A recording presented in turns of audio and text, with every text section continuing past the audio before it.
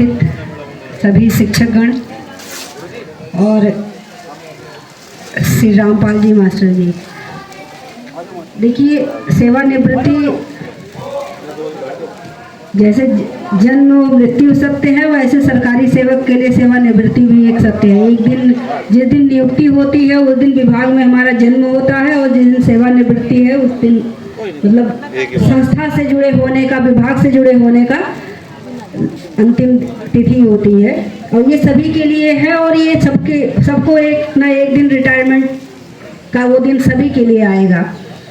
लेकिन जो हमने अपने जीवन में सीखा है, जो हमने अब तक किया है, वो काम ऐसा नहीं है कि एक दिन में समाप्त हो जाता है कि आज के बाद अब वो शिक्षा से नहीं जुड़े रहेंगे या अन्य कार्य नहीं करेंगे या अपनी दिनचर्या को बिल्कुल से बदल लेंगे। ये सही नहीं है। मेरा तो यही मानना है कि आप एक संस्था से ही केवल नहीं जुड़े हैं, आपका समाज के प्रति भी कुछ कर्तव्य होते हैं। मनुष्य एक सामाजिक प्राणी है, तो समाज के प्रति भी बहुत से कर्तव्य होते हैं। उन कर्तव्यों का जो हम अच्छे से निर्वहन नहीं कर पाते हैं विभागीय दायित्वों की वजह से, हमें उसका भी ध्यान रखना चाहिए। और क्योंकि समय ज़्यादा मिल जाता है सेवानिवृत्ति के पश्चात, तो उन सामाजिक दायित्वों का भी निर्वहन अच्छे से करना चाहिए। और आपने जो अपने पूरा जीवन पर्यंत शिक्षण कार्य किया है, आपका इच्छा है तो आप अभी भी विद्यालय में, आपका पूरी तरह से स्वागत है। उसी तरह से आप आइए विद्यालय में और शिक्षण कार्य करिए।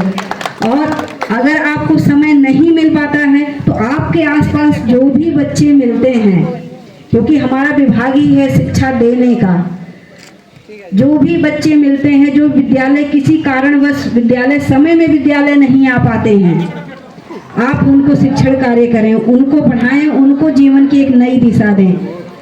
तो शिक्षक का दर्जा, जैसा कि हम सभी जानते हैं कि ईश्वर से भी ऊपर माना गया है, क्योंकि शिक्षक ही हमें बताता है कि हमें अपने जीवन में कैसे रहना चाहिए।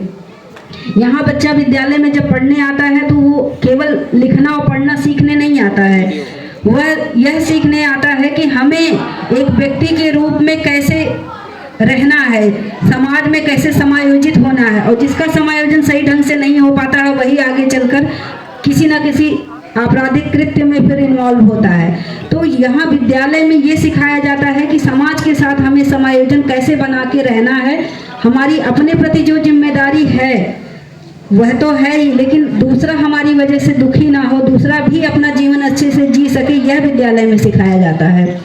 तो केवल लिखना पढ़ना ही नहीं विद्यालय में होता है, लिखाई पढ़ाई ही नहीं होती, इसके अलावा उठना बैठना, कैसे किसी के साथ बात करना है, क्या व्यवहार रखना चाहिए, अपने बड़ों के साथ, छोटों के साथ कैसा व्यवहार होना चाहिए, ये सारी चीज़ें सिखाई जाती है।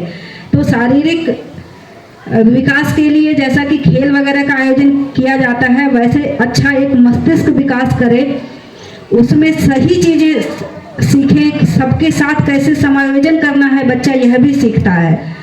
तो एक शिक्षक होने के वजह से एक रिटायरमेंट के बाद भी हमारी नैतिक जिम्मेदारी बनती है कि हम जहाँ भी रहें वहाँ अपना यह कार्य, यह पुनीत कार्य करते रहें। और मैं उम्मीद करती हूँ कि मास्टर जी, क्योंकि बहुत ही सरल स्वभाव के, बहुत सौम्य स्वभाव के रहे, इन्होंने बहुत अच्छी तरह से अपने कार्यकाल में बहुत अच्छा काम किया और विद्यालय को बहुत अच्छे से संचालित किया। जबकि स्टाफ जहाँ ज़्यादा होते हैं और जब भी जो विद्यालय कंपोजिट विद्यालय बना वहाँ पर जनरली विवाद बहुत होता है, लेकिन यह विद्यालय एक उदाहरण रहा कि कोई विवाद कभी नहीं हुआ। आपस में इन्होंने बहुत अच्छा सबके साथ समायोजित किया, टीचर्स को बहुत अच्छे से रखा कि कोई विवाद की स्थिति नहीं रही और विद्यालय बहुत अच्छे से संचालित किया। तो यह अपना कार्य आगे भी करते रहेंगे, स्वस्थ रहेंगे, अपनी दिनचर्या बिल्कुल, देखिए रिटायरमेंट का मतलब यह नहीं होता कि हम खाली बैठ जाएं। जीवन जब तक, मनुष्य जीवन जब तक है, कर्म करते रहना हमारा काम है। तो कर्म करते रहिए, कहीं ना कहीं अपना बिजी जरूर रहिएगा, खाली मत बैठिएगा, कुछ ना कुछ करते रहिए। तो इसी उम्मीद के साथ, इसी अपेक्षा के साथ अपने स्वास्थ्य का भी ध्यान रखेंगे और अपना जो समाज के प्रति जो दायित्व है उसका भी निर्वहन अच्छे से करेंगे और परिवार के प्रति जो दायित्व है उसको भी अच्छे से निर्वहन करेंगे। धन्यवाद।